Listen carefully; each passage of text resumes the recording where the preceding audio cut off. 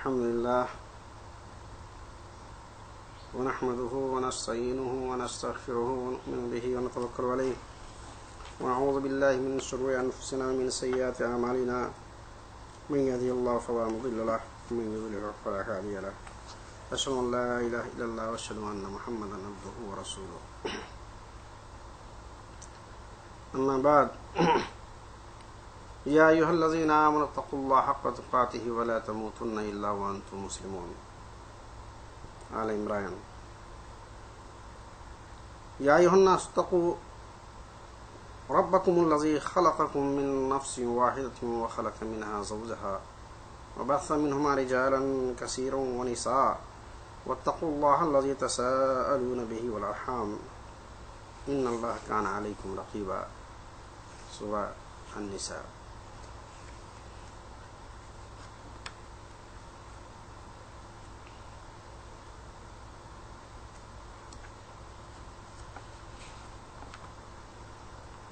يا أيها الذين آمنوا اتقوا الله وقولوا قولا سديدا يا أيها الذين آمنوا اتقوا الله وقولوا قولا سديدا يصلح لكم أعمالكم ويغفر لكم ذنوبكم ومن يطيع الله ورسوله فقد فاز فوزا عظيما.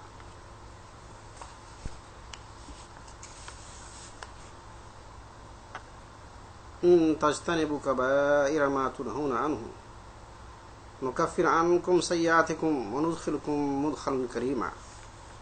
النساء آیت نمبر 31. محترم حضرات،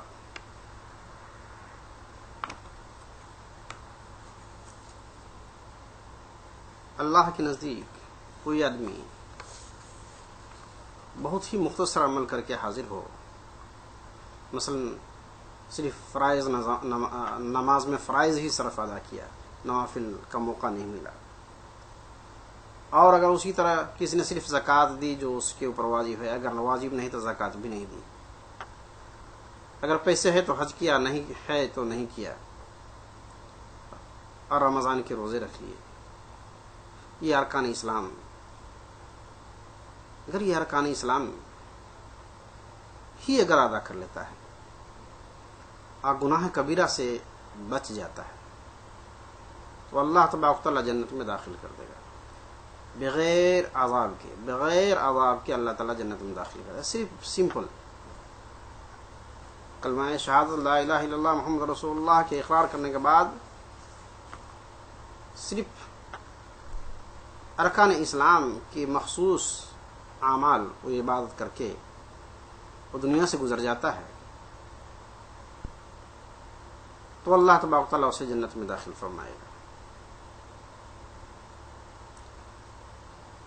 اور صرف اس کو کبائر سے اجتناب کرنا ہوگا، گناہ کبیرہ سے بچنا ہوگا. گناہ کبیرہ کیا ہے؟ جیسے کہ میں نے قرآن شریف کی ایک آیت پڑھی، ان تجتنبوا کبائر ما تنہون عنہ نکفر عنکم سیئاتکم وندخلکم مدخلا کریما. اگر تم ان بڑے گناہوں سے جو تمہیں منع کیے گئے ہیں بچتے رہو تو ہم تم سے تمہاری چھوٹی برائیاں دور کر دیں گے، یعنی چھوٹی برائیوں کو کفارہ کر دیں گے اور تمہیں ایک عزت کی جگہ داخل کریں گے. اس آیت کریمہ میں اللہ تعالیٰ نے اس کا وعدہ فرمایا ہے کہ جو شخص کبیرہ گناہوں سے اجتناب کرے اور وہ اس کو اپنی مرضی اور فضل و کرم سے جنت میں داخل کر دے گا، کیونکہ صغیرہ گناہ 5 وقتہ نمازوں، جمعہ اور دوسرے جمعہ کے درمیان رمضان کے روزوں کی پابندی کی وجہ سے معاف کر دیے جاتے ہیں. حدیث میں اس کی کافی تشریح ملتی ہے، تو لہذا میں حدیث کی تشریح کی طرف نہیں جانا چاہتا ہوں، صرف یہ بتانا چاہتا ہوں کہ گناہ کبیرہ وہ عمل ہے کہ گناہ کبیرہ کی وجہ سے انسان جہنم میں جائے گا، اور جہنم کے سزا بھگت کر کے تب جنت میں جائے گا اگر ایماندار ہی کیوں نہ ہو. تو مختصر بات یہ ہے کہ گناہ کبیرہ تو وہ ہے جس پر عذاب متعین کیا ہو. قرآن و حدیث میں جس پہ اللہ نے عذاب متعین کیا ہو وہ گناہ کبیرہ ہے. بعض لوگ گناہ کبیرہ کئی طرح سے تعریف کیے ہیں. بعض احادیث میں متعدد جگہوں پر مختلف انداز سے بیان کیا گیا ہے. کہیں کہا ہے الموبقات السبع، 7 چیزیں خطرناک ہیں اس سے بچو، کہیں کچھ تو کہیں کچھ. اس طرح سے احادیث میں ایک لمبا سا سلسلہ ہے. قرآن شریف میں لمبا سا سلسلہ ہے گناہ کبیرے کا جس سے بچنا ہر مسلمان کو ضروری ہے.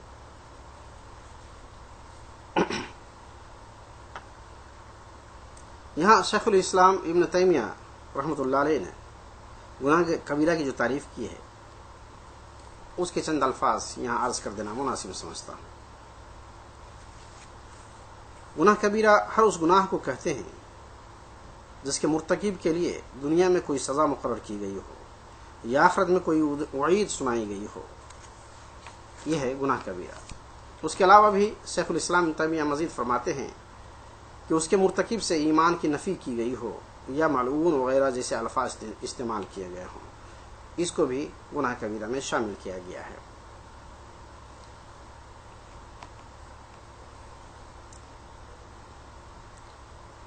حاصل کلام یہ ہے کہ علماء کے قول کے مطابق توبہ و استغفار کے بعد گناہ کبیرہ کا وجود نہیں رہتا.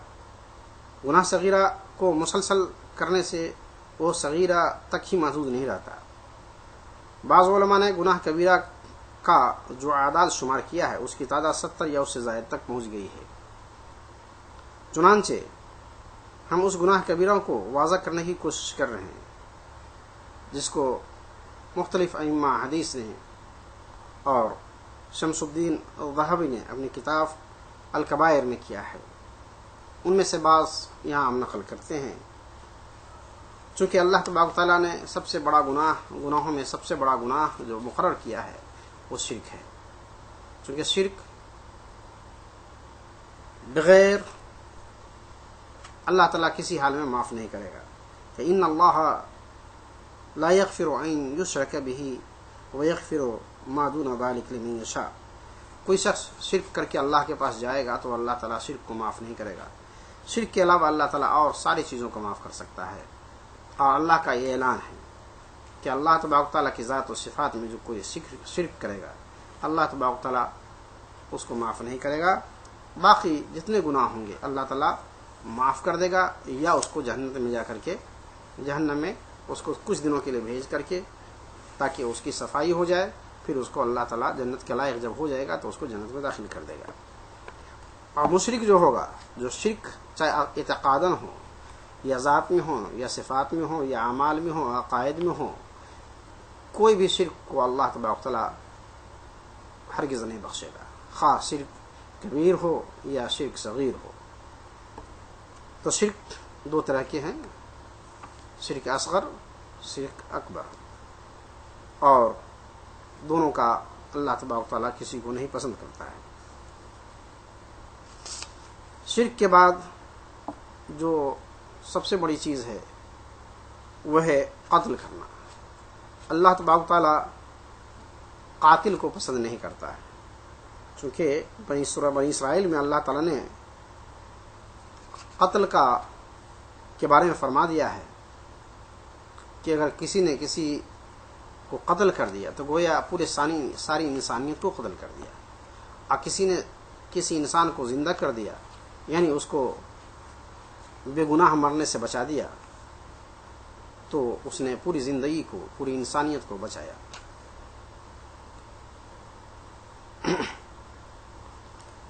تو بہرحال اللہ تبارک تعالیٰ دوسرے نمبر پر قتل کو رکھتا ہے. شرک کے بعد قتل کا درجہ ہے. لہذا کوئی انسان پوری دنیا کی دولت لگا لے ایک مردہ کو زندہ نہیں کر سکتا. پوری دنیا کی دولت لگا لے کوئی آدمی قتل کے ذریعے سے یا کسی اور کے ذریعے سے مار دیا جائے اور اس کو کوئی پوری دنیا کی دولت جمع کر کے اس کا کفارہ اللہ تعالیٰ کے پاس دینا چاہے یا دنیا میں دینا چاہے یا اس آدمی کو زندہ کرنا چاہے کہ نہیں کر سکتا ہے. لہذا اس سے بڑا جرم کچھ بھی نہیں ہے. لہذا انسان چاہے کتنی ہی بڑی غلطی کرے،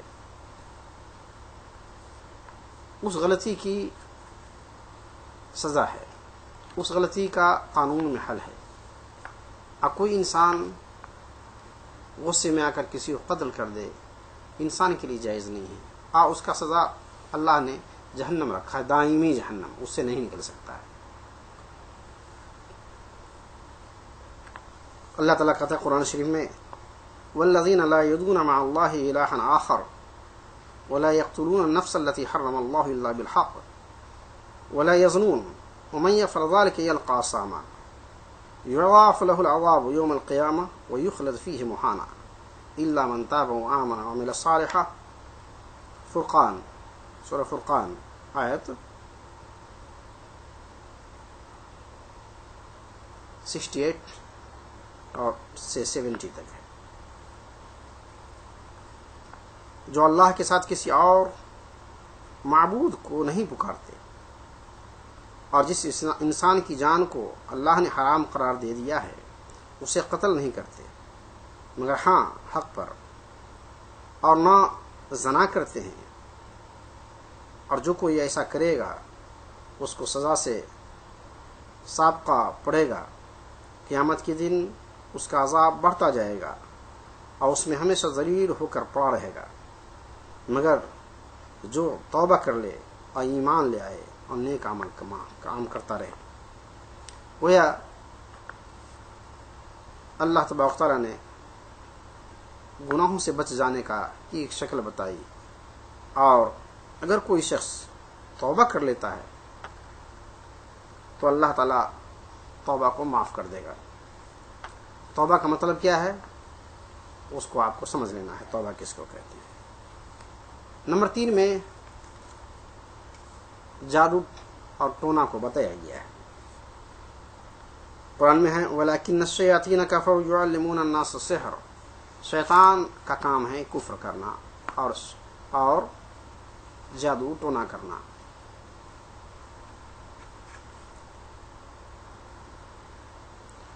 لہذا انہوں نے، شیطان نے ہی انسان کو جادو ٹونا کا کام سکھایا۔ یہ کام کبھی بھی کسی پاکیزہ ہستی کو اس کام سے بری رکھا گیا۔ یہ صرف اور صرف شیطان اور اس کے اتباع، اس کے پیروکار کا کام ہے کہ جو ہے وہ اس طرح کے کام میں ملوث رہے۔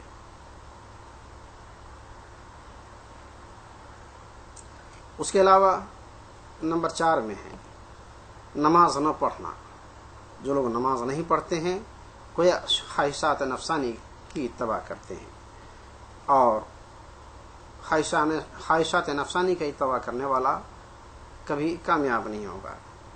قرآن میں ہے سورہ مریم میں فخلف من بعده خلف اضاعوا الصلاة واتبعوا الشهوات فسوف يلقون غيا الا من تاب وآمن وعمل صالحا۔ ترجمہ یہ ہے پھر ان کے بعد ایسے ناخلف جانشین ہوئے جنہوں نے نماز کو برباد کیا اور خواہشات کی پیروی کی، سو وہ عنقریب خرابی سے دوچار ہوں گے، البتہ جس نے توبہ کر لی اور ایمان لے آیا اور نیک کام کرنے لگا۔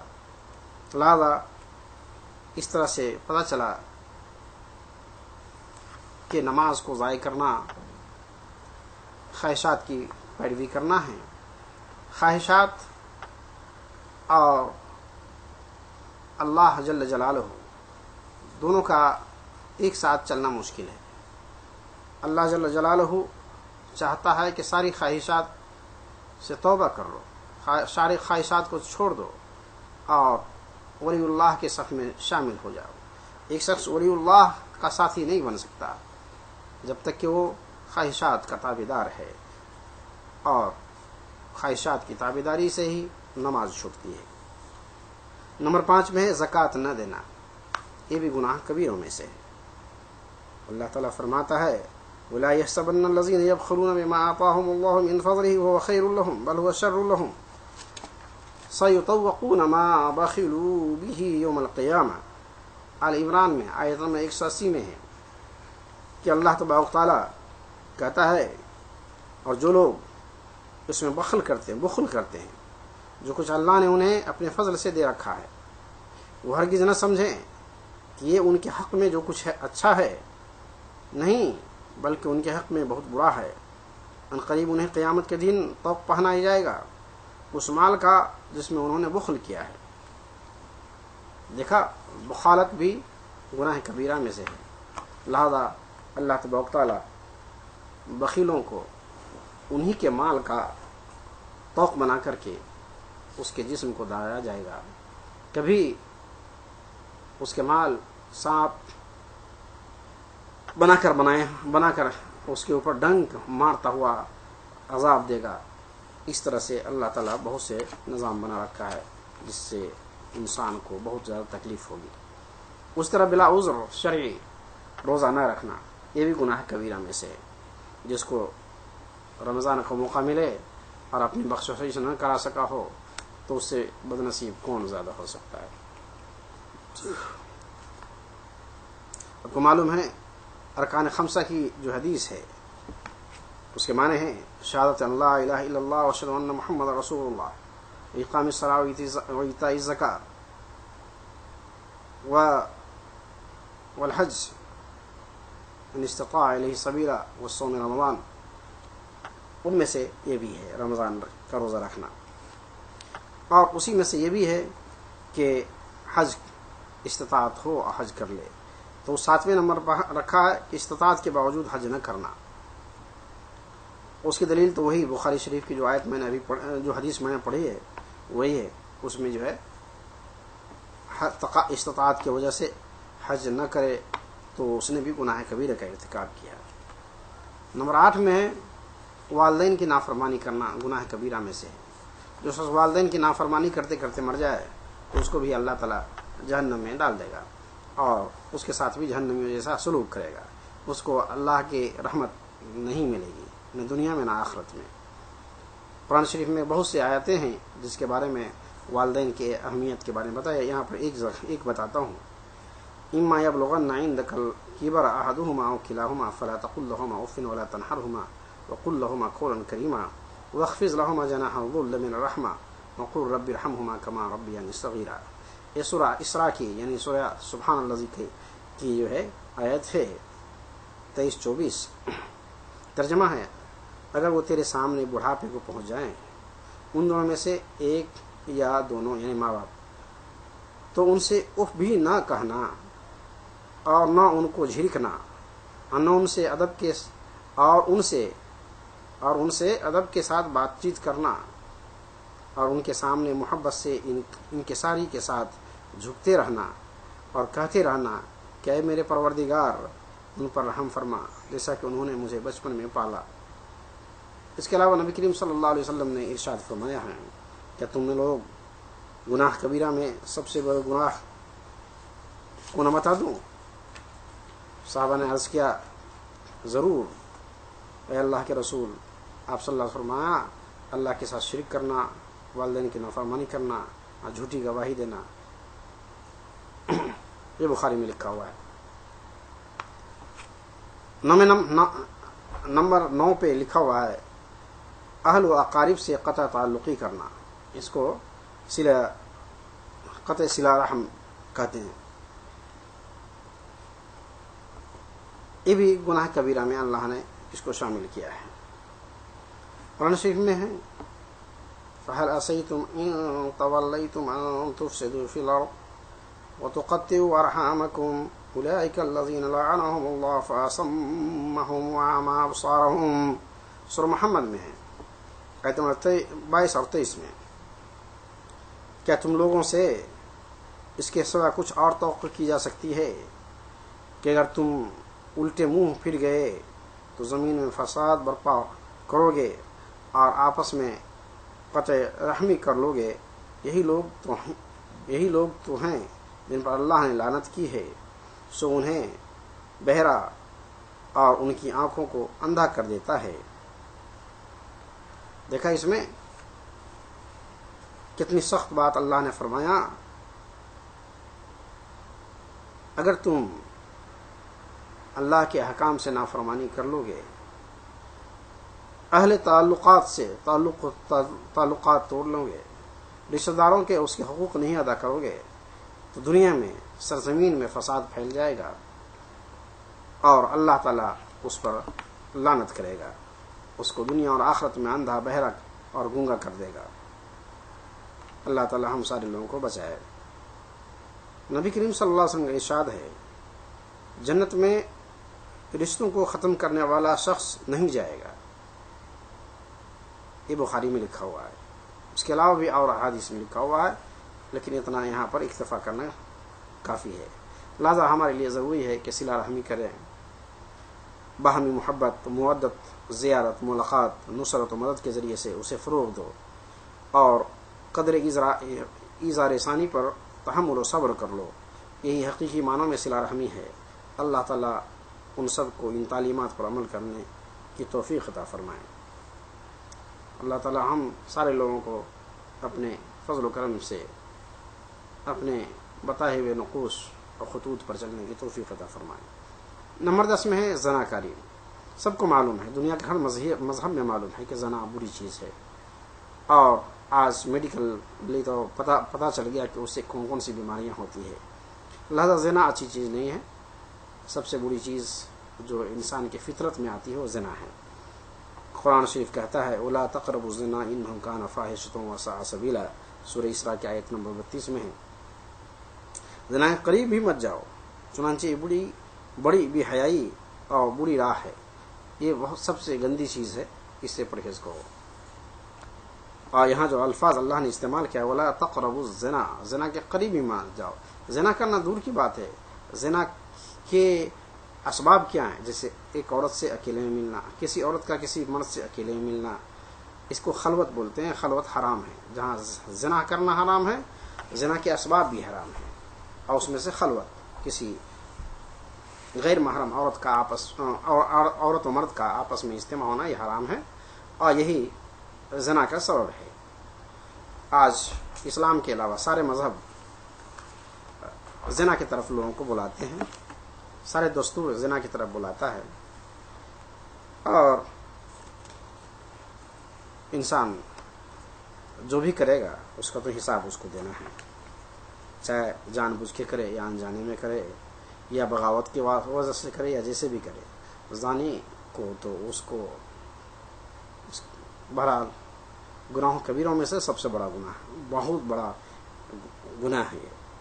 اس کے علاوہ اسی طرح لواطت اور عورتوں کے دوبر میں مباشرت کرنا، عورتیں کے پیچھے والا حصے میں، یہ بھی گناہ کبیرہ میں سے ہے، اور لواطت کرنا، مرد سے مرد لواطت کرنا، یہ بھی حرام ہے۔ عورت سے عورت شحاق اس کو بولتے ہیں، وہ بھی حرام ہے، یہ بھی گناہ کبیرہ میں سے ہے۔ نبی کریم صلی اللہ علیہ وسلم نے فرمایا اللہ تعالیٰ اس شخص کو نہیں دیکھے گا جو کسی مرد سے صحبت کرے یا کسی عورت کے دوبر میں مباشرت کرے۔ بخاری شریف کی، ترمذی شریف کی حدیث میں لکھا ہوا ہے۔ اس کے علاوہ نمبر 12 میں سود خوری ہے۔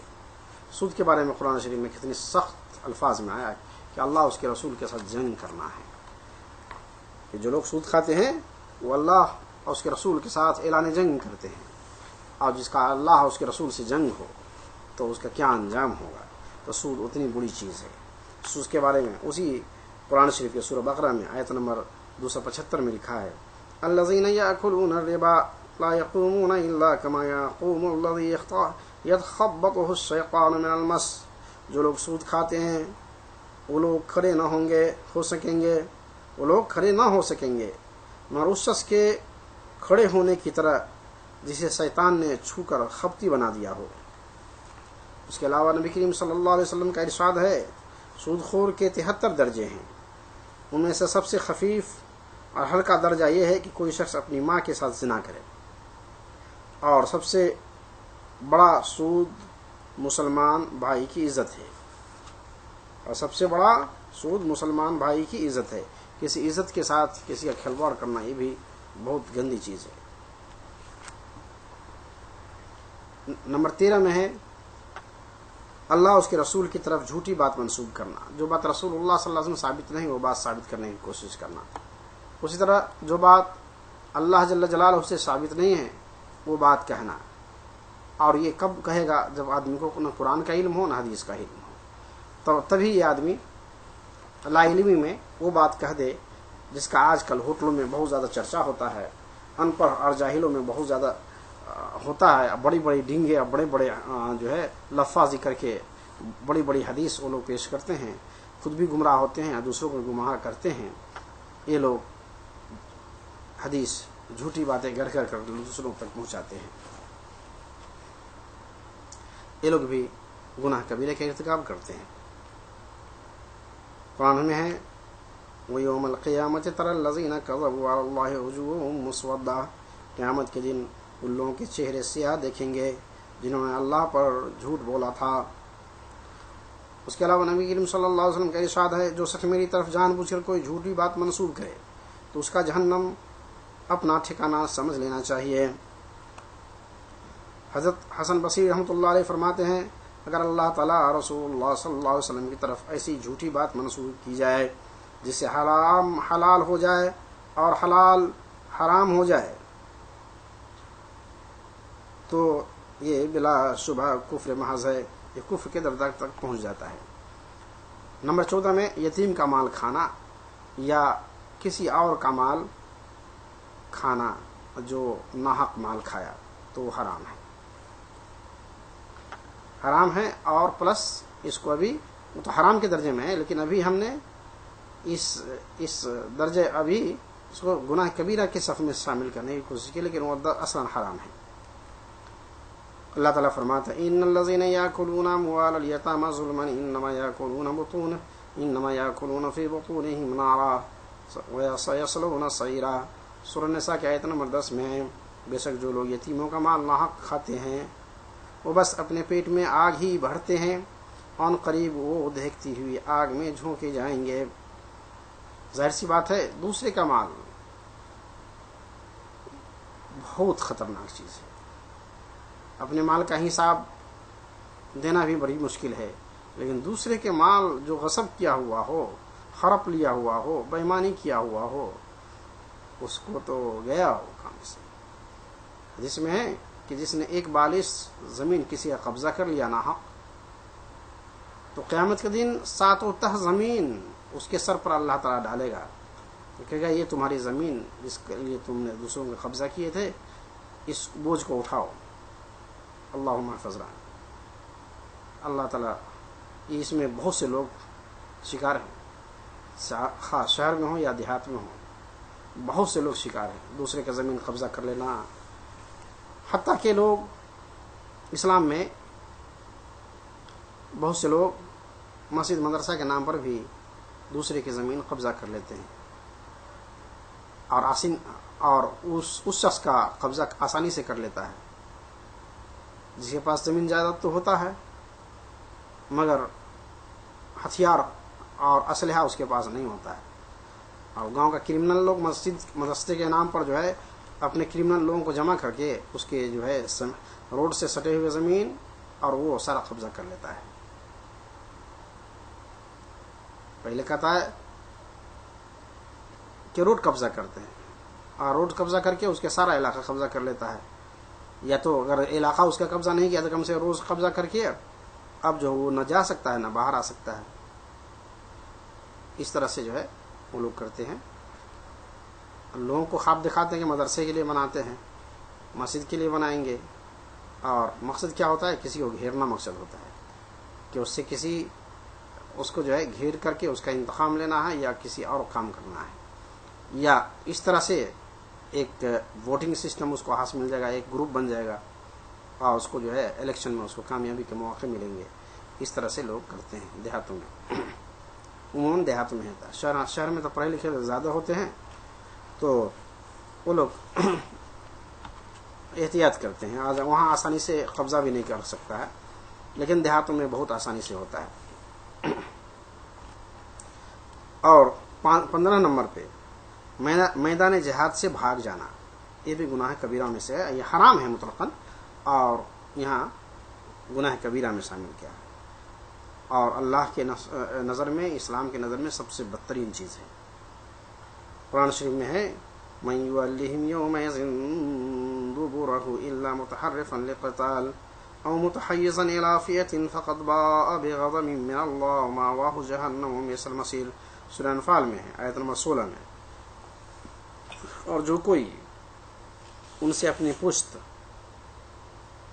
اس روز پھیرے گا سوا اس کے کہ پینترا بدل رہا ہو لڑائی کے لیے یا کسی اور فوج کی طرف پناہ لے رہا ہو، تو وہ اللہ کے غضب میں آ جائے گا اور اس کا ٹھکانہ جہنم ہے اور وہ بہت ہی بری جگہ ہے. یہ ترجمہ ہوا. حالات حاضرہ میں افسوس ہے کہ مسلمان صرف میدان جنگ جہاد سے ہی نہیں راہ فرار اختیار کیے ہیں بلکہ جہاد فی سبیل اللہ سے بھی منہ موڑے ہوئے ہیں. بس اللہ تعالی ہی سے امن و عافیت کی درخواست ہے. ابھی حالات کیا ہو گیا کہ مجاہدین کو حکمرانوں نے بنانا چھوڑ دیا. اب سپاہی ہیں جو تنخواہ پر کام کرتے ہیں. جب تنخواہ خطرے میں پڑ جاتی ہے تو وہ فرمانبرداری بیچ لیتے ہیں، وہ پھر دشمنوں کے ہاتھے بک جاتے ہیں، جیسا کہ ہم نے عراق جنگ میں دیکھا ہے. عراقی فوج کو جب معلوم ہو گیا کہ اب پیسے ملنے والے نہیں ہیں تو یہ لوگ جو ہے پیترا بدل دیے. اور پہلے بھی بہت سی مثالیں ہیں اس کی، لیکن یہ پہلا مثال دیا جو آج کل سب لوگ سمجھتے ہیں. اور بےلوث اللہ کے راستے میں جان خرچہ کرنے والا تو صرف مجاہدین ہی ہو سکتے ہیں، دوسرا نہیں ہو سکتا ہے. چاہے کوئی بھی دنیا کا حکومت جو بھی دلیل دے کر کے اس کو ثابت کرنا چاہے، لیکن یہاں پر آ کر کے وہ فیل ہو جائیں گے. وہ کوئی بھی دلیل یہاں کام نہیں آئے گا. نمبر 16 میں حکمرانوں کی اپنی رعایا کے ساتھ دھوکہ بازی اور ظلم و ستم کرنا. عام بات ہے، حکمران اپنے عوام کو اکثر دھوکہ دہی سے کام لیتے ہیں، جھوٹے وعدوں سے کام لیتے ہیں جس کو کبھی پورا نہیں کیا جاتا. اور دربار میں ہزاروں لوگ آتے ہیں اور سب کو جھوٹی بات کہہ کر کے بہلا واپس کر دیتے ہیں. اس طرح سے یہ عام بات ہے حکمرانوں کے دربار میں. کیا کسی ملک کو دوسرے ملک کے ساتھ بھی ان کا تعلق ہوتا ہے مگر عوام کو بیوقوف بنا کر کے. اس طرح سے حکمرانوں کا جو ہے رویہ ہوتا ہے. اپنے عوام پر تو ظلم کرے گا، آہنی ہتھیار استعمال کرے گا، اپنے عوام پر بڑے بڑے ٹینک دوہرائے گا، مگر دشمن کے سامنے بلی بن جاتی ہے. ایسی گورنمنٹ جو اپنے عوام کے ساتھ دھوکہ بازی اور دھوکہ دہی کرتی ہے، وہ گورنمنٹ اچھی گورنمنٹ نہیں ہوتی.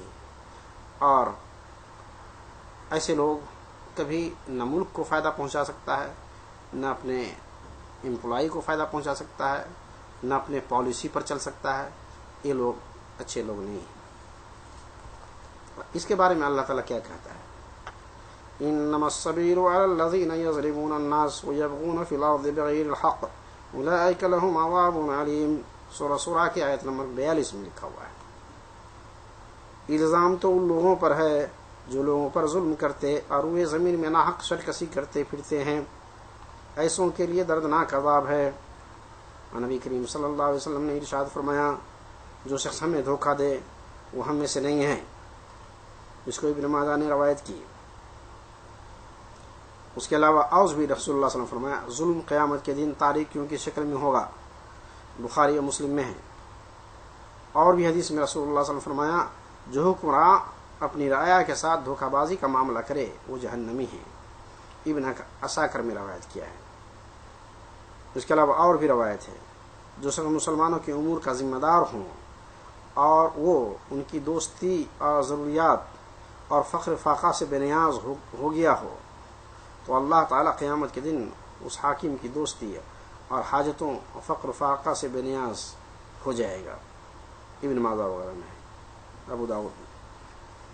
فائدہ: آج ہماری حالت اپنی شامت اعمال کی وجہ سے انتہائی افسوسناک ہے، کیونکہ ہم نے امر بالمعروف نہی عن المنکر کا فریضہ چھوڑ دیا ہے۔ آج اسلامی ملکوں کی تعداد لگ بھگ 50 سے زیادہ ہے، 60 کے قریب ہے، جن میں مسلمان غیر معمولی تعداد میں آباد ہیں، لیکن ہے افسوس کہ ان کی اکثریت سودی کاروبار انتہائی ڈھٹائی سے جائز تصور کر رہی ہیں۔ شراب نوشی اور زناکاری کا بازار گرم ہے، اور اس کے علاوہ مختلف قسم کی بے حیائی اور برائیاں عام ہیں، اور سب سے بڑھ کر افسوس کی بات یہ ہے بہت کم ہی لوگ الا ماشاء اللہ منکرات پر نکیر کرتے ہیں اور کسی ملامت کا خوف کیے بغیر دعوت دین دیتے ہیں۔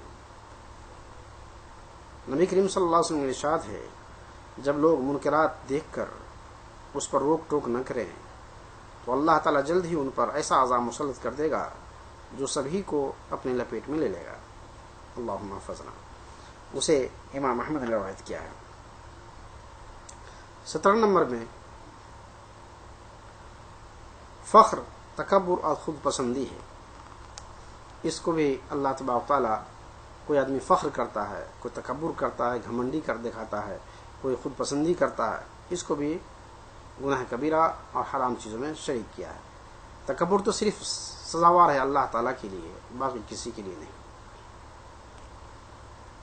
قرآن شریف میں انہ لا يحب المستکبرین، سورہ نمل کی آیت نمبر 23 میں ہے۔ ترجمہ ہے، بے شک وہ اللہ تعالیٰ تکبر کرنے والوں کو پسند نہیں فرماتا۔ اللہ تعالیٰ تکبر والوں کو پسند نہیں فرماتا ہے۔ مفہوم یہ ہے، جو حق تعالیٰ شانہ کے ساتھ تکبر کرتا ہے تو اس کا ایمان کچھ فائدہ مند نہ ہوگا، جس طرح ابلیل لعین نے کیا تھا۔ نبی کریم صلی اللہ علیہ وسلم نے فرمایا ہے، جنت میں وہ شخص نہیں جائے گا جس کے دل میں ذرہ بھی کبر ہو، تکبر ہو۔ اس پر ایک شخص نے عرض کیا، یا رسول اللہ، ہر آدمی یہ پسند کرتا ہے کہ اس کے لباس اور جوتے اچھے ہوں، تو رسول اللہ صلی اللہ علیہ وسلم نے فرمایا، اللہ تعالیٰ جمیل ہے اور جمال کو پسند کرتا ہے۔ کبر و تکبر تو حق سے سرکشی اور لوگوں کی تحقیر ہے، یعنی لوگوں کو ذلیل سمجھنا ہے۔ اسے امام مسلم نے روایت کیا۔ اس طرح اللہ تعالیٰ کا ارشاد ہے، وَلَا تُصَيِّرْ خَدَّكَ لِلنَّاسِ وَلَا تَمْشِ فِي الْأَرْضِ مَرَحًا إِنَّ اللَّهَ لَا يُحِبُّ كُلَّ مُخْتَالٍ فَخُورٍ، سورہ لقمان کی آیت نمبر 18 میں ہے۔ اور لوگوں سے اپنا رخ مت پھیرو اور زمین پر اکرا کر مت چلو، بے شک اللہ تعالیٰ کسی تکبر کرنے والے کو اور فخر جتانے والے کو پسند نہیں کرتا۔ نبی کریم صلی اللہ علیہ وسلم کا ارشاد ہے، ایک حدیث قدسی میں ہے کہ اللہ تعالیٰ فرماتے ہیں، عظمت میرا اظہار ہے، یعنی کبریائی میری اظہاری ہے۔ اللہ کا اظہار تہمند جو ہے عظمت و کبریائی ہے، اور بڑائی میری چادر ہے۔ جو شخص بھی ان دونوں صفات کے حصول کے لیے مجھ سے منازعت کرے گا اس کو میں جہنم میں ڈال دوں گا، اللہ تعالیٰ کہتا ہے۔ حدیث ختم ہوئی۔ اس کو امام مسلم نے کتاب البر میں روایت کیا ہے۔ نمبر 18 میں جھوٹی گواہی دینا۔ یہ مسلمانوں کا عام چلن ہو گیا ہے، جھوٹی گواہی دینا، جھوٹ بولنا، بک کرنا، بکواس کرنا، اور جھوٹے کیس بنانا۔ اگر حاکم ہے تو جھوٹے کیس بنانا اور حاکم کے خلاف بغاوت کرنا، جیسا کہ مصر میں ابھی ہوا۔ جائز اور شرعی گورنمنٹ کو فوجیوں نے قبضہ کر لیا، جس کا نام عبد الفتاح سیسی ہے، اور قبضہ ہی نہیں کیا، لاکھوں ہزاروں کو مارا، لاکھوں کو مجبور کر دیا۔ بہت سے جو ہے جھوٹی بات نیوز میں گڑھنا شروع کر دیا، سب کو ٹیرورسٹ کہنا شروع کر دیا۔ یہ جھوٹی بات نہیں، سب کو حکومت کے خلاف سمجھنا۔ اس کا باغی آدمی کہتا ہے میری حکومت، اور جو حکومت کا مالک تھا اس کو باغی بنا دیا۔ باغی اب حاکم ہو گیا اور حاکم باغی ہو گیا۔ ये मिस्र में देखा गया, उसका हिसाब तो उसको देना होगा। 18 नंबर है झूठी गवाही देना। अल्लाह ताला फरमाता है वल्लज़ीना ला यशहदूना ज़ूर, सूरह फुरक़ान की आयत नंबर 72 में है, और वो लोग जो बेहुदा झूठी बातों के गवाह नहीं बनते, तो ये अच्छे लोग हैं। अगर बन गए तो एक जुनाह कबीरा हो गया झूठी गवाही देना। नबी करीम सल्लल्लाहु अलैहि वसल्लम का इरशाद है, क्या मैं तुम लोगों को कबायर में सबसे बड़े गुनाहों को न बतलाऊं? वो ये है अल्लाह के साथ शिर्क करना, वालिदैन की नाफरमानी करना और झूठी गवाही देना। इसको इमाम बुखारी ने रवायत किया। और नंबर 19 में है शराब नोशी करना।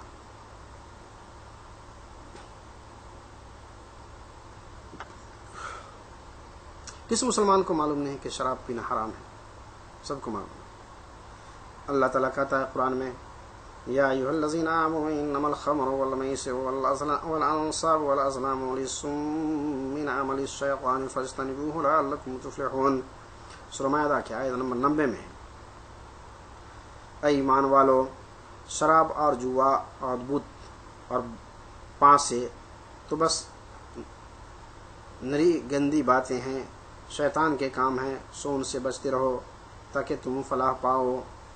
नबी करीम सल्लल्लाहु अलैहि वसल्लम का इरशाद है, हर नशा आवर चीज शराब है, हर नशा आवर चीज हराम है, लिहाजा शराब हराम है। इसको इमाम रवायत किया इमाम मुस्लिम ने। एक दूसरी हदीस में रसूलुल्लाह सल्लल्लाहु अलैहि वसल्लम ने इरशाद फरमाया, अल्लाह ताला की लानत है शराब पर और उसके पीने वाले पर और पिलाने वाले पर, फरोख्त करने वाले पर, खरीदने वाले पर, निचोड़ने वाले पर और निचोड़वाने वाले पर और उठाने वाले पर, और जिसके लिए उठाकर ले जाई जाए उस पर, और उसकी कीमत खाने वाले पर। इमाम अबू दाऊद ने और हाकिम ने इसको रवायत किया है। तो ये सारे के सारे लोग जो शराब से और उसके कारखाने से जुड़े हुए हैं, सब के सब पर अल्लाह की लानत होगी। और 20 के नंबर 20 में है जुआबाजी। जुआ भी हराम है। पहले अभी जो आयत पढ़ी है उससे जुआ भी साबित होता है। तो जुआ को अलग से उन्होंने लिखा है, या अय्युहल्लज़ीना आमनू इन्नमल खमरु वल मैसिरु वल अंसाबु वल अज़लामु रिज्सुम मिन अमलि शैतान फज्तनिबूहु लअल्लकुम तुफ्लिहून। सूरह माइदा के नंबर आयत नंबर 90 में है, ऐ ईमान वालों, शराब और जुआ और बुत और पांच नरी गंदी बातें हैं, शैतान के काम हैं, सो उनसे बचते रहो ताकि फलाह पाओ। तो ये 20 बातें अभी इस मजलिस में हुई, जो कि सब के सब जो है गुनाह कबीरा में से हैं, और बाकी है इंशाअल्लाह अल्लाह ताला ने मौका दिया तो उसको भी पूरा करूँगा। व आखिर दावा अल्हम्दुलिल्लाहि रब्बिल आलमीन। अल्हम्दुलिल्लाह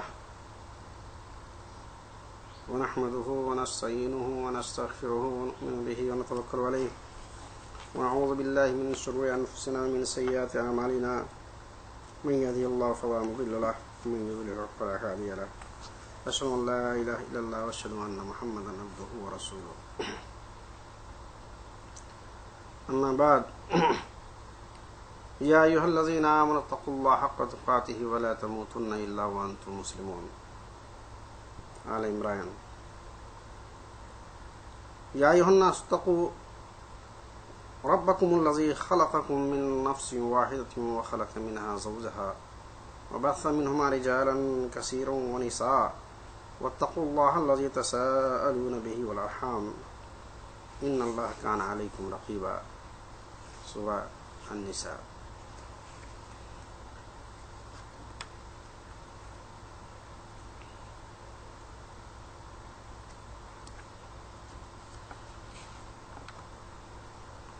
या अय्युहल्लज़ीना आमनू तक़ुल्लाह व क़ूलू क़ौलन सदीदा।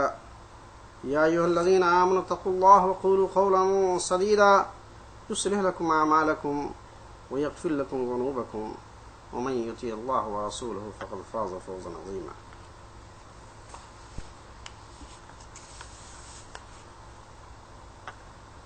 इन तज्तनिबू कबाइर मा तुनहूना अन्हु नुकफ्फिर अन्कुम सय्यातिकुम व नुदखिलकुम मुदखलन करीमा।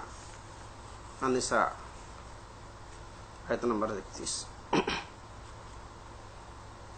محترم حضرات،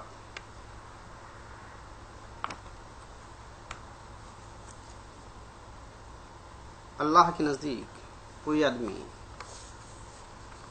بہت ہی مختصر عمل کر کے حاضر ہو، مثلا صرف فرائض نماز میں فرائض ہی صرف ادا کیا، نوافل کا موقع نہیں ملا، اور اگر اسی طرح کسی نے صرف زکوٰۃ دی جو اس کے اوپر واجب ہے، اگر واجب نہیں تو زکوٰۃ بھی نہیں دی، اگر پیسے ہے تو حج کیا، نہیں ہے تو نہیں کیا،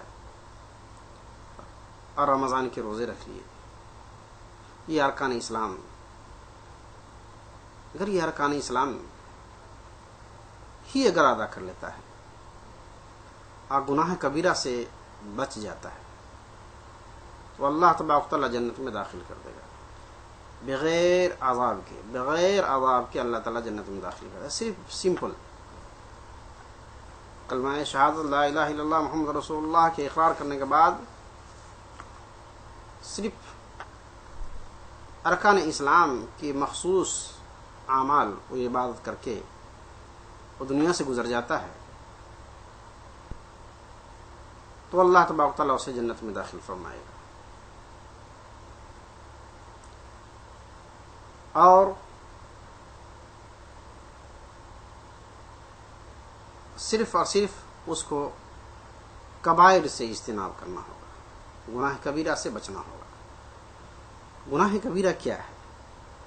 جیسے کہ میں نے قرآن شریف کی ایک آیت پڑھی، ان تجتنبوا کبائر ما تنہون عنہ نکفر عنکم سیئاتکم وندخلکم مدخلا کریما۔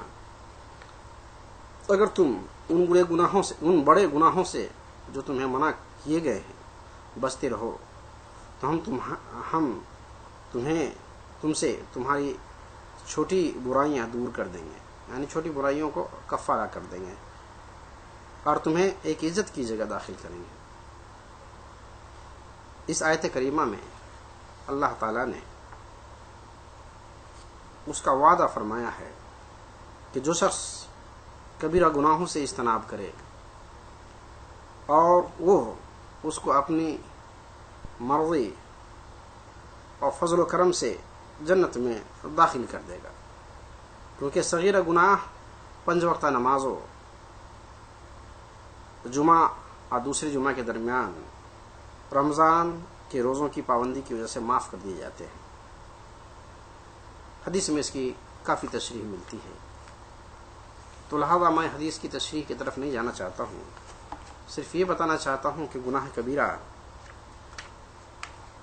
وہ عمل ہے کہ گناہ کبیرہ کی وجہ سے انسان جہنم میں جائے گا، اور جہنم کے سزا بھگت کر کے تب جنت میں جائے گا، اگر ایماندار ہی کیوں نہ ہو۔ تو مختصر بات یہ ہے کہ گناہ کبیرہ تو وہ ہے جس پر عذاب متعین کیا ہو، قرآن و حدیث میں جس پہ اللہ نے عذاب متعین کیا ہو وہ گناہ کبیرہ ہے۔ بعض لوگ گناہ کبیرہ کئی طرح سے تعریف کیے ہیں، بعض احادیث میں متعدد جگہوں پر مختلف انداز سے بیان کیا گیا ہے۔ کہیں کہا ہے الموبقات السبع، 7 چیزیں خطرناک ہیں اس سے بچو، کہیں کچھ تو کہیں کچھ، اس طرح سے احادیث میں ایک لمبا سا سلسلہ ہے، قرآن شریف میں لمبا سا سلسلہ ہے گناہ کبیرے کا جس سے بچنا ہر مسلمان کو ضروری ہے۔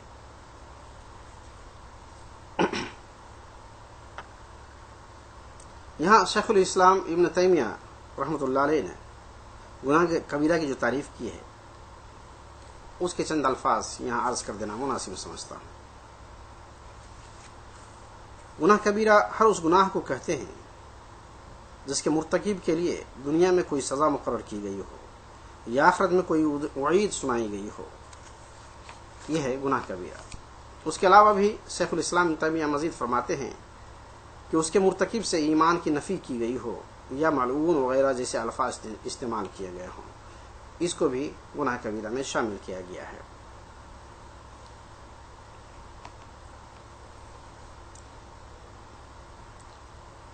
حاصل کلام یہ ہے کہ علماء کے قول کے مطابق توبہ و استغفار کے بعد گناہ کبیرہ کا وجود نہیں رہتا۔ گناہ صغیرہ کو مسلسل کرنے سے وہ صغیرہ تک ہی محدود نہیں رہتا. بعض علماء نے گناہ کبیرہ کا جو اعداد شمار کیا ہے اس کی تعداد 70 یا اس سے زائد تک پہنچ گئی ہے. چنانچہ ہم اس گناہ کبیرہ کو واضح کرنے کی کوشش کر رہے ہیں جس کو مختلف ائمہ حدیث نے اور شمس الدین الذہبی نے اپنی کتاب الکبائر میں کیا ہے. ان میں سے بعض یہاں ہم نقل کرتے ہیں. چونکہ اللہ تبارک تعالیٰ نے سب سے بڑا گناہوں میں سب سے بڑا گناہ جو مقرر کیا ہے وہ شرک ہے. چونکہ شرک بغیر اللہ تعالیٰ کسی حال میں معاف نہیں کرے گا. کہ ان اللہ لا یغفر ان یشرک بہ ویغفر ما دون ذلک لمن یشاء. کوئی شخص شرک کر کے اللہ کے پاس جائے گا تو اللہ تعالیٰ شرک کو معاف نہیں کرے گا. شرک کے علاوہ اللہ تعالیٰ اور ساری چیزوں کو معاف کر سکتا ہے. اور اللہ کا یہ اعلان ہے کہ اللہ تبارک تعالیٰ کی ذات و صفات میں جو کوئی شرک کرے گا اللہ تبارک تعالیٰ اس کو معاف نہیں کرے گا. باقی جتنے گناہ ہوں گے اللہ تعالیٰ معاف کر دے گا یا اس کو جہنم میں جا کر کے جہنم میں اس کو کچھ دنوں کے لیے بھیج کر کے تاکہ اس کی صفائی ہو جائے. پھر اس کو اللہ تعالیٰ جنت کے لائق جب ہو جائے گا تو اس کو جنت میں داخل کر دے گا.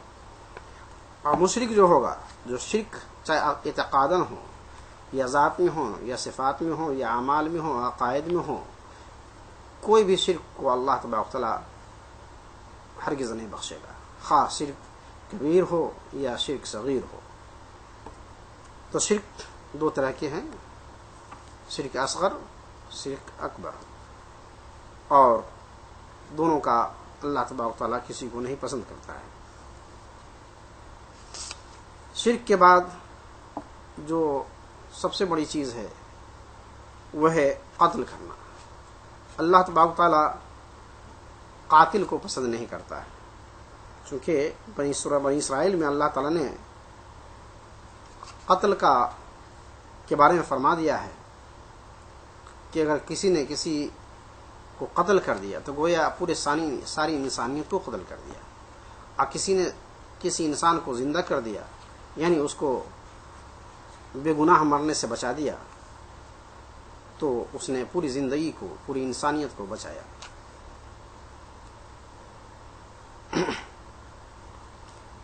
تو بہرحال اللہ تبارک تعالیٰ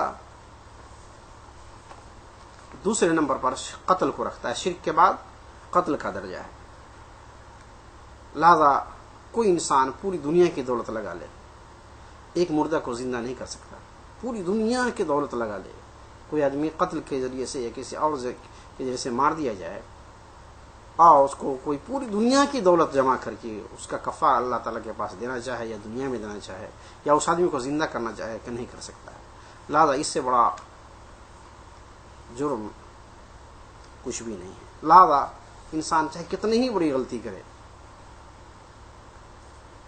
اس غلطی کی سزا ہے اس غلطی کا قانون میں حل ہے.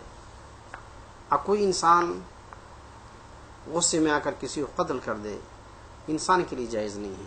اور اس کا سزا اللہ نے جہنم رکھا ہے دائمی جہنم اس سے نہیں نکل سکتا ہے. اللہ تعالیٰ کہتا ہے قرآن شریف میں والذین لا یدعون مع اللہ الہا آخر ولا يقتلون النفس التي حرم الله الا بالحق ولا يزنون ومن يفعل ذلك يلقى عصاما يضاعف له العذاب يوم القيامة ويخلد فيه مهانا إلا من تاب وآمن وعمل صالحا. فرقان سورہ فرقان آیت 68 اور سے 70 تک ہے. جو اللہ کے ساتھ کسی اور معبود کو نہیں پکارتے اور جس انسان کی جان کو اللہ نے حرام قرار دے دیا ہے اسے قتل نہیں کرتے مگر ہاں حق پر اور نہ زنا کرتے ہیں اور جو کوئی ایسا کرے گا اس کو سزا سے سابقہ پڑے گا.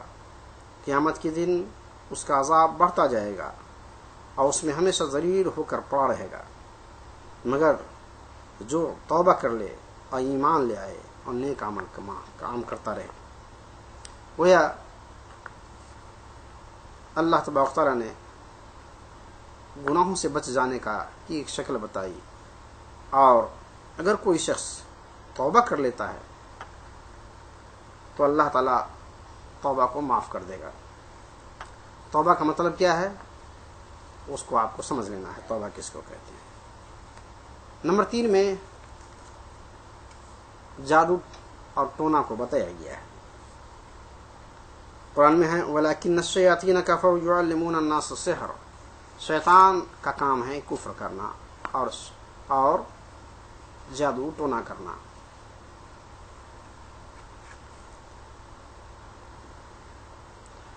لہذا انہوں نے، شیطان نے ہی انسان کو جادو ٹونا کا کام سکھایا۔ یہ کام کبھی بھی کسی پاکیزہ ہستی کو اس کام سے بڑی رکھا گیا۔ یہ صرف اور صرف شیطان اور اس کے اتباع، اس کے پیروکار کا کام ہے کہ جو ہے وہ اس طرح کے کام میں ملوث رہے۔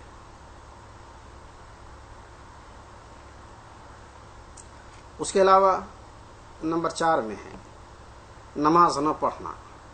جو لوگ نماز نہیں پڑھتے ہیں کوئی خواہشات نفسانی کی اتباع کرتے ہیں، اور خواہشات نفسانی کا اتباع کرنے والا کبھی کامیاب نہیں ہوگا۔ قرآن میں ہے سورہ مریم میں فَخَلَفَ مِن بَعْدِهِ خَلْفٌ أَضَاعُوا الصَّلَاةَ وَاتَّبَعُوا الشَّهَوَاتِ فَسَوْفَ يَلْقُونَ غَيًّا إِلَّا مَن تَابَ وَآمَنَ وَعَمِلَ صَالِحًا۔ ترجمہ یہ ہے پھر ان کے بعد ایسے ناخلف جانشین ہوئے جنہوں نے نماز کو برباد کیا اور خواہشات کی پیروی کی، سو وہ عنقریب خرابی سے دوچار ہوں گے، البتہ جس نے توبہ کر لی اور ایمان لے آیا اور نیک کام کرنے لگا۔ لہذا اس طرح سے پتہ چلا کہ نماز کو ضائع کرنا خواہشات کی پیروی کرنا ہے۔ خواہشات اور اللہ جل جلالہ دونوں کا ایک ساتھ چلنا مشکل ہے۔ اللہ جل جلالہ چاہتا ہے کہ ساری خواہشات سے توبہ کر لو، ساری خواہشات کو چھوڑ دو اور ولی اللہ کے صف میں شامل ہو جاؤ۔ ایک شخص ولی اللہ کا ساتھی نہیں بن سکتا جب تک کہ وہ خواہشات کا تابعدار ہے، اور خواہشات کی تابعداری سے ہی نماز چھوٹتی ہے۔ نمبر 5 میں ہے زکوٰۃ نہ دینا، یہ بھی گناہ کبیروں میں سے ہے۔ اللہ تعالیٰ فرماتا ہے وَلَا يَحْسَبَنَّ الَّذِينَ يَبْخَلُونَ بِمَا آتَاهُمُ اللَّهُ مِنْ فَضْلِهِ وَهُوَ خَيْرٌ لَهُمْ بَلْ هُوَ شَرٌّ لَهُمْ سَيُطَوَّقُونَ مَا بَخِلُوا بِهِ يَوْمَ الْقِيَامَةِ۔ آل عمران میں آیت نمبر 180 میں ہے کہ اللہ تبارک و تعالیٰ کہتا ہے اور جو لوگ اس میں بخل کرتے ہیں، جو کچھ اللہ نے انہیں اپنے فضل سے دے رکھا ہے، وہ ہرگز نہ سمجھیں کہ یہ ان کے حق میں جو کچھ ہے اچھا ہے، نہیں بلکہ ان کے حق میں بہت برا ہے۔ ان قریب انہیں قیامت کے دن توق پہنایا جائے گا اس مال کا جس میں انہوں نے بخل کیا ہے۔ دیکھا، بخالت بھی گناہ کبیرہ میں سے ہے۔ لہذا اللہ تبارک تعالیٰ بخیلوں کو انہی کے مال کا توق بنا کر کے اس کے جسم کو داغا جائے گا۔ کبھی اس کے مال سانپ بنا کر اس کے اوپر ڈنک مارتا ہوا عذاب دے گا۔ اس طرح سے اللہ تعالیٰ بہت سے نظام بنا رکھا ہے جس سے انسان کو بہت زیادہ تکلیف ہوگی۔ اس طرح بلا عذر شرعی روزہ نہ رکھنا، یہ بھی گناہ کبیرہ میں سے ہے۔ جس کو رمضان کا موقع ملے اور اپنی بخشش نہ کرا سکا ہو تو اس سے بدنصیب کون زیادہ ہو سکتا ہے۔ آپ کو معلوم ہے ارکان خمسہ کی جو حدیث ہے اس کے معنی ہیں شہادت ان لا الہ الا اللہ واشہد ان محمد رسول اللہ، اقام الصلاۃ وایتاء الزکاۃ والحج ان استطاع الیہ سبیلا وصوم رمضان، ان میں سے یہ بھی ہے رمضان کا روزہ رکھنا۔ اور اسی میں سے یہ بھی ہے کہ حج استطاعت ہو اور حج کر لے، تو 7ویں نمبر پر رکھا ہے کہ استطاعت کے باوجود حج نہ کرنا۔ اس کی دلیل تو وہی بخاری شریف کی جو آیت میں نے ابھی جو حدیث میں نے پڑھی ہے وہی ہے. اس میں جو ہے استطاعت کی وجہ سے حج نہ کرے تو اس نے بھی گناہ کبیرہ کا ارتکاب کیا. نمبر 8 میں ہے والدین کی نافرمانی کرنا گناہ کبیرہ میں سے ہے. جو شخص والدین کی نافرمانی کرتے کرتے مر جائے تو اس کو بھی اللہ تعالیٰ جہنم میں ڈال دے گا اور اس کے ساتھ بھی جہنم جیسا سلوک کرے گا. اس کو اللہ کی رحمت نہیں ملے گی نہ دنیا میں نہ آخرت میں. قرآن شریف میں بہت سی آیتیں ہیں جس کے بارے میں والدین کی اہمیت کے بارے میں بتایا. یہاں پر ایک بتاتا ہوں. اما یبلغن عندک الکبر احدهما او کلاهما فلا تقل لهما اف ولا تنهرهما وقل لهما قولا کریما واخفض لهما جناح الذل من الرحمة وقل رب ارحمهما كما ربياني صغيرا. یہ سورہ اسراء کی یعنی سورہ سبحان اللہ کی جو ہے آیت ہے 23-24. ترجمہ ہے اگر وہ تیرے سامنے بڑھاپے کو پہنچ جائیں ان دونوں میں سے ایک یا دونوں یعنی ماں باپ تو ان سے اف بھی نہ کہنا اور نہ ان کو جھڑکنا اور نہ ان سے ادب کے ساتھ بات چیت کرنا اور ان کے سامنے محبت سے انکساری کے ساتھ جھکتے رہنا اور کہتے رہنا کہ اے میرے پروردگار ان پر رحم فرما جیسا کہ انہوں نے مجھے بچپن میں پالا. اس کے علاوہ نبی کریم صلی اللہ علیہ وسلم نے ارشاد فرمایا ہے کہ تم نے لوگ گناہ کبیرہ میں سب سے بڑا گناہ کو نہ بتا دوں؟ صحابہ نے عرض کیا ضرور اے اللہ کے رسول. آپ صلی اللہ علیہ وسلم فرمایا اللہ کے ساتھ شرک کرنا، والدین کی نافرمانی کرنا اور جھوٹی گواہی دینا. یہ بخاری میں لکھا ہوا ہے. نمبر 9 پہ لکھا ہوا ہے اہل و اقارب سے قطع تعلقی کرنا. اس کو قطع صلہ رحم کہتے ہیں. یہ بھی گناہ کبیرہ میں اللہ نے اس کو شامل کیا ہے. قرآن شریف میں ہے فَهَلْ عَصَيْتُمْ إِن تَوَلَّيْتُمْ أَن تُفْسِدُوا فِي الْأَرْضِ وَتُقَطِّعُوا أَرْحَامَكُمْ أُولَٰئِكَ الَّذِينَ لَعَنَهُمُ اللَّهُ فَأَصَمَّهُمْ وَأَعْمَىٰ أَبْصَارَهُمْ. سورہ محمد میں ہے آیت نمبر 22 اور 23 میں. کیا تم لوگوں سے اس کے سوا کچھ اور توقع کی جا سکتی ہے کہ اگر تم الٹے منہ پھر گئے تو زمین میں فساد برپا کرو گے اور آپس میں قطع رحمی کر لو گے؟ یہی لوگ تو ہیں جن پر اللہ نے لعنت کی ہے سو انہیں بہرا اور ان کی آنکھوں کو اندھا کر دیتا ہے.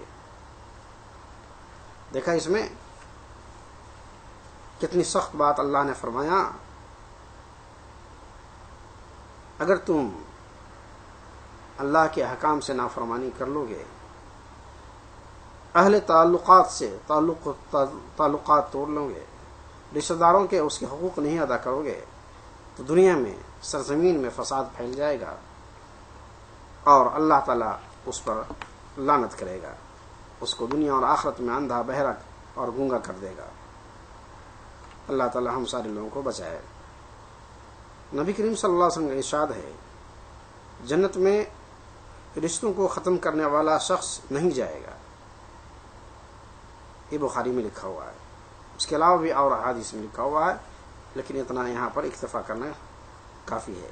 لہذا ہمارے لیے ضروری ہے کہ صلہ رحمی کریں، باہمی محبت، مودت، زیارت، ملاقات، نصرت و مدد کے ذریعے سے اسے فروغ دو اور قدر ایزار ثانی پر تحمل و صبر کر لو. یہی حقیقی معنوں میں صلہ رحمی ہے. اللہ تعالیٰ ان سب کو ان تعلیمات پر عمل کرنے کی توفیق عطا فرمائے. اللہ تعالیٰ ہم سارے لوگوں کو اپنے فضل و کرم سے اپنے بتائے ہوئے نقوش اور خطوط پر چلنے کی توفیق عطا فرمائے. نمبر 10 میں ہے زناکاری. سب کو معلوم ہے، دنیا کے ہر مذہب میں معلوم ہے کہ زنا بری چیز ہے اور آج میڈیکل تو پتہ چل گیا کہ اس سے کون کون سی بیماریاں ہوتی ہے. لہذا زنا اچھی چیز نہیں ہے. سب سے بری چیز جو انسان کی فطرت میں آتی ہے وہ زنا ہے. قرآن شریف کہتا ہے وَلَا تَقْرَبُوا الزِّنَا إِنَّهُ كَانَ فَاحِشَةً وَسَاءَ سَبِيلًا. سورہ اسراء کی آیت نمبر 32 میں ہے زنا کے قریب بھی مت جاؤ، چنانچہ یہ بڑی بے حیائی اور بری راہ ہے. یہ بہت سب سے گندی چیز ہے اس سے پرہیز کرو. اور یہاں جو الفاظ اللہ نے استعمال کیا ولا تقربوا الزنا، زنا کے قریب ہی مت جاؤ.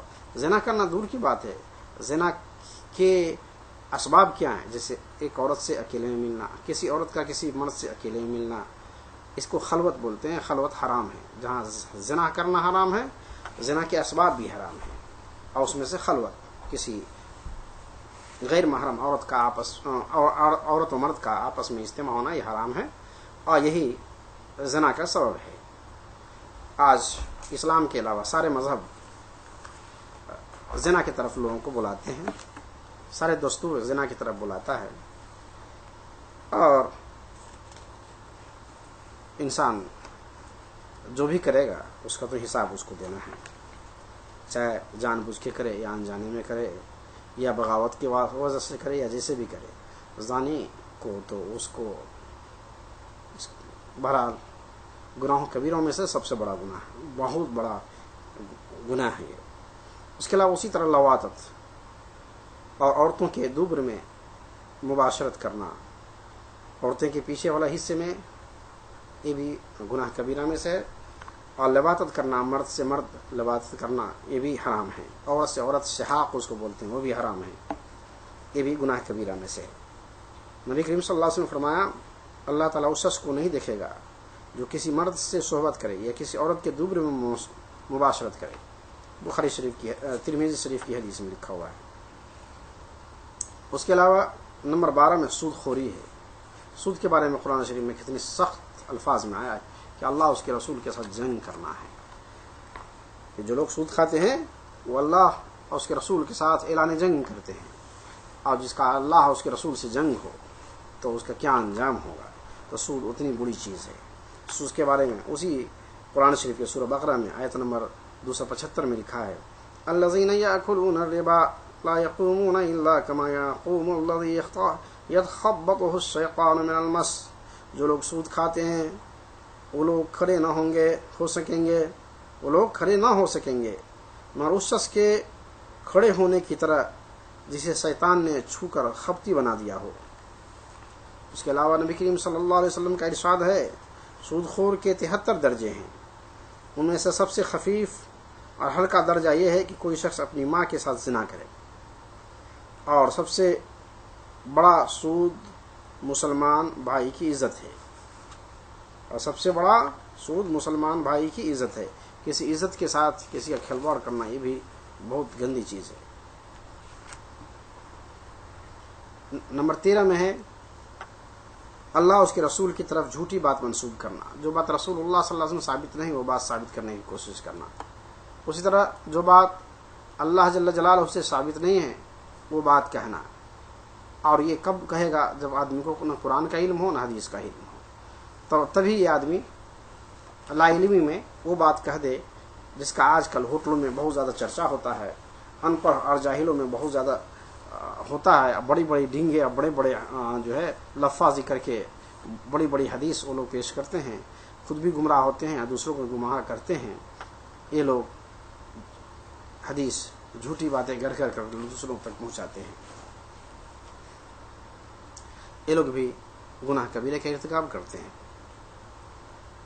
قرآن میں ہے وَيَوْمَ الْقِيَامَةِ تَرَى الَّذِينَ كَذَبُوا عَلَى اللَّهِ وُجُوهُهُمْ مُسْوَدَّةٌ. قیامت کے دن ان لوگوں کے چہرے سیاہ دیکھیں گے جنہوں نے اللہ پر جھوٹ بولا تھا. اس کے علاوہ نبی کریم صلی اللہ علیہ وسلم کا ارشاد ہے جو شخص میری طرف جان بوجھ کر کوئی جھوٹی بات منسوب کرے تو اس کا جہنم اپنا ٹھکانہ سمجھ لینا چاہیے. حضرت حسن بصری رحمۃ اللہ علیہ فرماتے ہیں اگر اللہ تعالیٰ رسول اللہ صلی اللہ علیہ وسلم کی طرف ایسی جھوٹی بات منسوب کی جائے جس سے حرام حلال ہو جائے اور حلال حرام ہو جائے تو یہ بلا شبہ کفر محض ہے. یہ کفر کے درجہ تک پہنچ جاتا ہے. نمبر 14 میں یتیم کا مال کھانا یا کسی اور کا مال کھانا جو ناحق مال کھایا تو حرام ہے.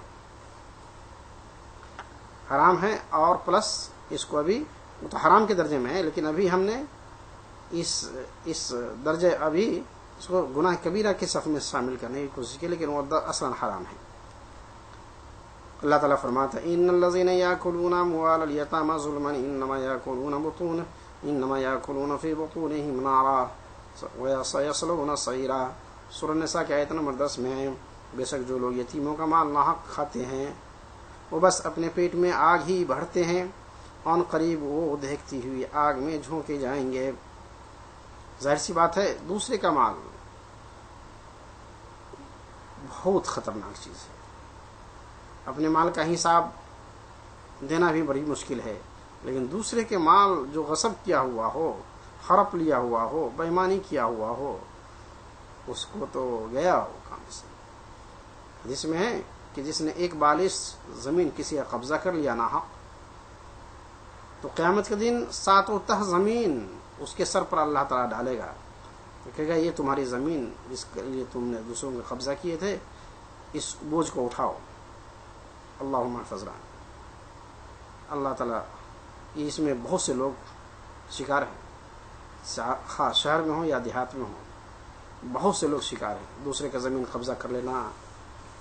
حتیٰ کہ لوگ اسلام میں بہت سے لوگ مسجد مدرسہ کے نام پر بھی دوسرے کی زمین قبضہ کر لیتے ہیں، اور اس شخص کا قبضہ آسانی سے کر لیتا ہے جس کے پاس زمین جائیداد تو ہوتا ہے مگر ہتھیار اور اسلحہ اس کے پاس نہیں ہوتا ہے. اور گاؤں کا کرمنل لوگ مسجد مدرسے کے نام پر جو ہے اپنے کرمنل لوگوں کو جمع کر کے اس کے جو ہے روڈ سے سٹے ہوئے زمین اور وہ سارا قبضہ کر لیتا ہے. پہلے کہتا ہے کہ روڈ قبضہ کرتے ہیں، اور روڈ قبضہ کر کے اس کے سارا علاقہ قبضہ کر لیتا ہے، یا تو اگر علاقہ اس کا قبضہ نہیں کیا تو کم سے روز قبضہ کر کے اب جو وہ نہ جا سکتا ہے نہ باہر آ سکتا ہے. اس طرح سے جو ہے وہ لوگ کرتے ہیں.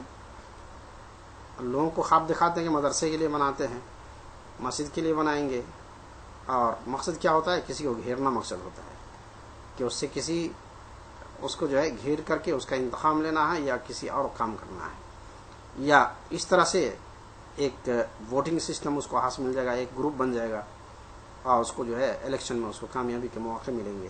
اس طرح سے لوگ کرتے ہیں دیہاتوں میں. عموماً دیہاتوں میں ہوتا ہے، شہر میں تو پڑھے لکھے زیادہ ہوتے ہیں تو وہ لوگ احتیاط کرتے ہیں، وہاں آسانی سے قبضہ بھی نہیں کر سکتا ہے، لیکن دیہاتوں میں بہت آسانی سے ہوتا ہے. اور 15 نمبر پہ میدان جہاد سے بھاگ جانا، یہ بھی گناہ کبیرہ میں سے ہے. یہ حرام ہے مطلقاً، اور یہاں گناہ کبیرہ میں شامل کیا ہے، اور اللہ کے نظر میں، اسلام کے نظر میں سب سے بدترین چیز ہے. قرآن شریف میں ہے مَن يُوَلِّهِمْ يَوْمَئِذٍ دُبُرَهُ إِلَّا مُتَحَرِّفًا لِقِتَالٍ أَوْ مُتَحَيِّزًا إِلَىٰ فِئَةٍ فَقَدْ بَاءَ بِغَضَبٍ مِّنَ اللَّهِ وَمَأْوَاهُ جَهَنَّمُ وَبِئْسَ الْمَصِيرُ. سورہ انفال میں ہے آیت نمبر 16 میں. اور جو کوئی ان سے اپنی پشت اس روز پھیرے گا سوا اس کے کہ پینترا بدل رہا ہو لڑائی کے لیے یا کسی اور فوج کی طرف پناہ لے رہا ہو، تو وہ اللہ کے غضب میں آ جائے گا اور اس کا ٹھکانہ جہنم ہے، اور وہ بہت ہی بری جگہ ہے. یہ ترجمہ ہوا. حالات حاضرہ میں افسوس ہے کہ مسلمان صرف میدان جنگ جہاد سے ہی نہیں راہ فرار اختیار کیے ہیں، بلکہ جہاد فی سبیل اللہ سے بھی منہ موڑے ہوئے ہیں. بس اللہ تعالی ہی سے امن و عافیت کی درخواست ہے. ابھی حالات کیا ہو گیا کہ مجاہدین کو حکمرانوں نے بنانا چھوڑ دیا. اب سپاہی ہیں جو تنخواہ پر کام کرتے ہیں. جب تنخواہ خطرے میں پڑ جاتی ہے تو وہ فرمان برداری بیچ لیتے ہیں، وہ پھر دشمنوں کے ہاتھے بک جاتے ہیں، جیسا کہ ہم نے عراق جنگ میں دیکھا ہے. عراقی فوج کو جب معلوم ہو گیا کہ اب پیسے ملنے والے نہیں ہیں تو یہ لوگ جو ہے پیترا بدل دیے. اور پہلے بھی بہت سی مثالیں ہیں اس کی، لیکن یہ پہلا مثال دیا جو آج کل سب لوگ سمجھتے ہیں. اور بلوس اللہ کے راستے میں جان خرچہ کرنے والا تو صرف مجاہدین ہی ہو سکتے ہیں، دوسرا نہیں ہو سکتا ہے. چاہے کوئی بھی دنیا کا حکومت جو بھی دلیل دے کر کے اس کو ثابت کرنا چاہے، لیکن یہاں پر آ کر کے وہ فیل ہو جائیں گے. وہ کوئی بھی دلیل یہاں کام نہیں آئے گا. نمبر 16 میں حکمرانوں کی اپنی رعایا کے ساتھ دھوکہ بازی اور ظلم و ستم کرنا.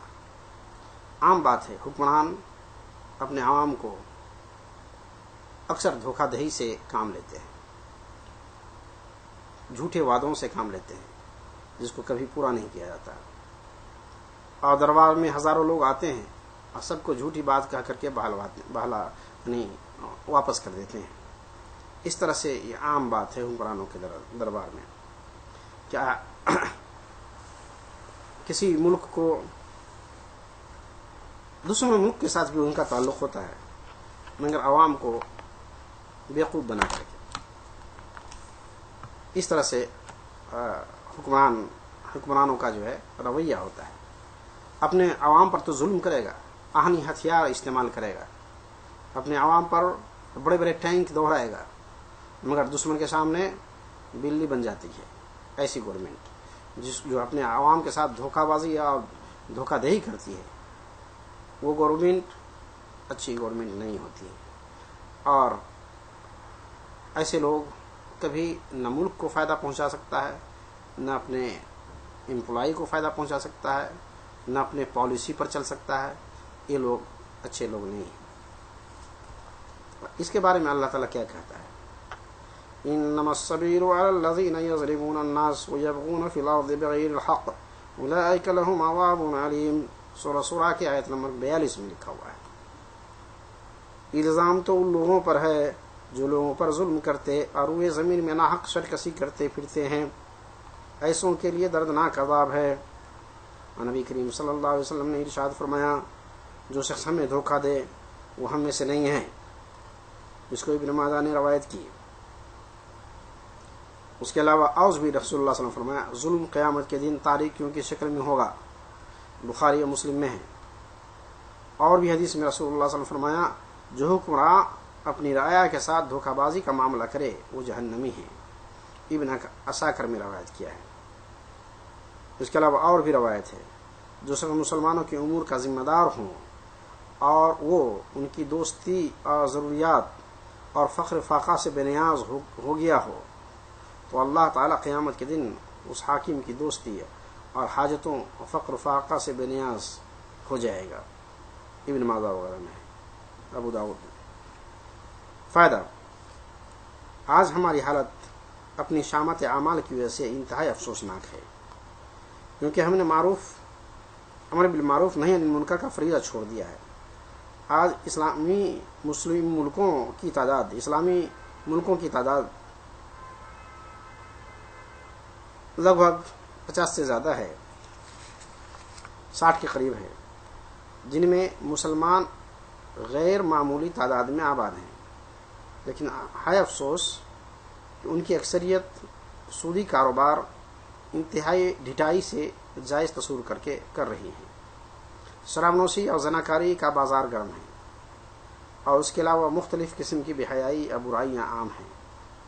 اور سب سے بڑھ کر افسوس کی بات یہ ہے، بہت کم ہی لوگ الا ماشاء اللہ منکرات پر نکیر کرتے ہیں اور کسی ملامت کا خوف کیے بغیر دعوت دین دیتے ہیں. نبی کریم صلی اللہ علیہ وسلم کا ارشاد ہے، جب لوگ منکرات دیکھ کر اس پر روک ٹوک نہ کریں تو اللہ تعالیٰ جلد ہی ان پر ایسا عذاب مسلط کر دے گا جو سبھی کو اپنے لپیٹ میں لے لے گا. اللہم احفظنا. اسے امام احمد نے روایت کیا ہے. 17 نمبر میں فخر، تکبر اور خود پسندی ہے. اس کو بھی اللہ تبارک تعالیٰ، کوئی آدمی فخر کرتا ہے، کوئی تکبر کرتا ہے، گھمنڈی کر دکھاتا ہے، کوئی خود پسندی کرتا ہے، اس کو بھی گناہ کبیرہ اور حرام چیزوں میں شریک کیا ہے. تکبر تو صرف سزاوار ہے اللہ تعالیٰ کے لیے، باقی کسی کے لیے نہیں. قرآن شریف میں انہ لا یحب المستکبرین سورہ نمل کی آیت نمبر 23 میں ہے. ترجمہ ہے بے شک وہ اللہ تعالیٰ تکبر کرنے والوں کو پسند نہیں فرماتا. اللہ تعالیٰ تکبر والوں کو پسند نہیں فرماتا ہے. مفہوم یہ ہے جو حق تعالیٰ شانہ کے ساتھ تکبر کرتا ہے تو اس کا ایمان کچھ فائدہ مند نہ ہوگا، جس طرح ابلیل لعین نے کیا تھا.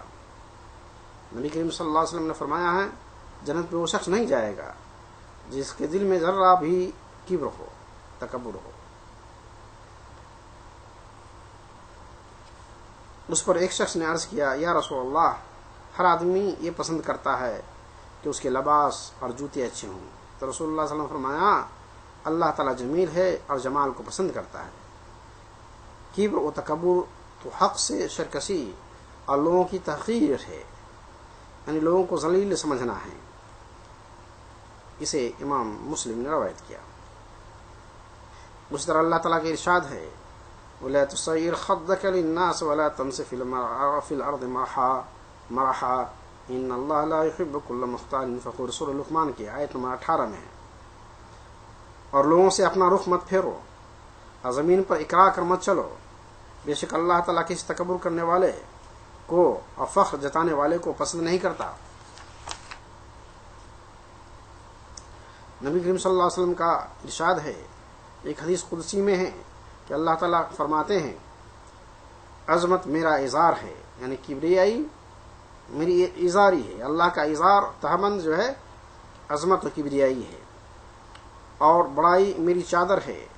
جو شخص بھی ان دونوں صفات کے حصول کے لیے مجھ سے منازعت کرے گا اس کو میں جہنم میں ڈال دوں گا، اللہ تعالیٰ کہتا ہے.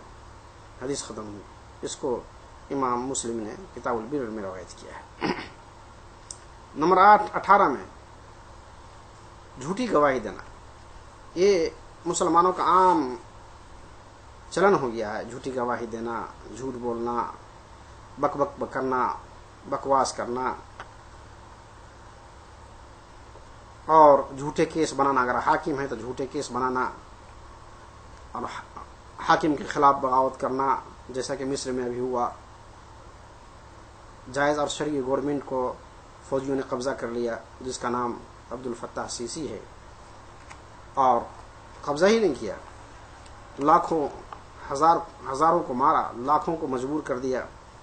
بہت سے جو ہے جھوٹی بات نیوز میں گڑھنا شروع کر دیا، سب کو ٹیرورسٹ کہنا شروع کر دیا. یہ جھوٹی بات نہیں، سب کو حکومت کے خلاف سمجھنا. اس کا باغی آدمی کہتا ہے میری حکومت، آج جو حکومت کا مالک تھا اس کو باغی بنا دیا. باغی اب حاکم ہو گیا اور حاکم باغی ہو گیا. یہ مصر میں دیکھا گیا. اس کا حساب تو اس کو دینا ہوگا. 18 نمبر ہے جھوٹی گواہی دینا.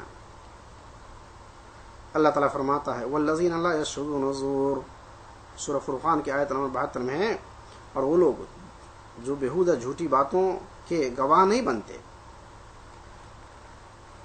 تو یہ اچھے لوگ ہیں. اگر بن گئے تو یہ جناح کبیرہ ہو گیا جھوٹی گواہی دینا. نبی کریم صلی اللہ علیہ وسلم کا ارشاد ہے کیا میں تم لوگوں کو کبائر میں سب سے بڑے گناہوں کو نہ بتلاؤں؟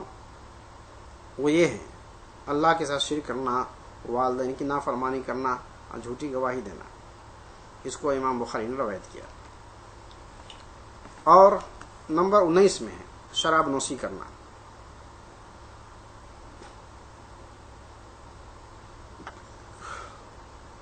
کس مسلمان کو معلوم نہیں کہ شراب پینا حرام ہے؟ سب کو معلوم ہے. اللہ تعالیٰ کہتا ہے قرآن میں یا ایھا الذین آمنوا انما الخمر والمیسر والانصاب والازلام رجس من عمل الشیطان فاجتنبوه لعلکم تفلحون سورہ مائدہ کی آیت نمبر 90 میں. اے ایمان والو، شراب اور جوا اور بت اور پانسے تو بس نری گندی باتیں ہیں، شیطان کے کام ہیں، سو ان سے بچتے رہو تاکہ تم فلاح پاؤ. نبی کریم صلی اللہ علیہ وسلم کا ارشاد ہے ہر نشہ آور چیز شراب ہے، ہر نشہ آور چیز حرام ہے، لہذا شراب حرام ہے. اس کو امام روایت کے امام مسلم نے. ایک دوسری حدیث میں رسول اللہ صلی اللہ علیہ وسلم نے ارشاد فرمایا اللہ تعالیٰ کی لعنت ہے شراب پر اور اس کے پینے والے پر اور پلانے والے پر، فروخت کرنے والے پر، خریدنے والے پر، نچوڑنے والے پر اور نچوڑوانے والے پر اور اٹھانے والے پر اور جس کے لیے اٹھا کر لے جائی جائے اس پر اور اس کی قیمت کھانے والے پر۔ ابو داؤد نے اور حاکم نے اس کو روایت کیا ہے۔ تو یہ سارے کے سارے لوگ جو شراب سے اور اس کے کارخانے سے جڑے ہوئے ہیں، سب کے سب پر اللہ کی لعنت ہوگی۔ اور 20 کے نمبر 20 میں ہے جوا بازی۔ جوا بھی حرام ہے۔ پہلے ابھی جو آیت پڑھی ہے اس سے جوا بھی ثابت ہوتا ہے۔ تو جوا کو الگ سے انہوں نے لکھا ہے یا ایھا الذین آمنوا انما الخمر والمیسر والانصاب والازلام رجس من عمل الشیطان فاجتنبوہ لعلکم تفلحون۔ سورہ مائدہ کے آیت نمبر 90 میں ہے ایمان والو شراب ارجویا اور بت اور پانچ نری گندی باتیں ہیں، شیطان کے کام ہیں، سو ان سے بچتے رہو تاکہ فلاح پاؤ۔ تو یہ 20 باتیں ابھی اس مجلس میں ہوئی جو کہ سب کے سب جو ہے گناہ کبیرہ میں سے ہیں، اور باقی ہے انشاءاللہ اللہ تعالیٰ نے موقع دیا تو اس کو بھی پورا کروں گا۔ وآخر دعوانا الحمدللہ رب العالمین۔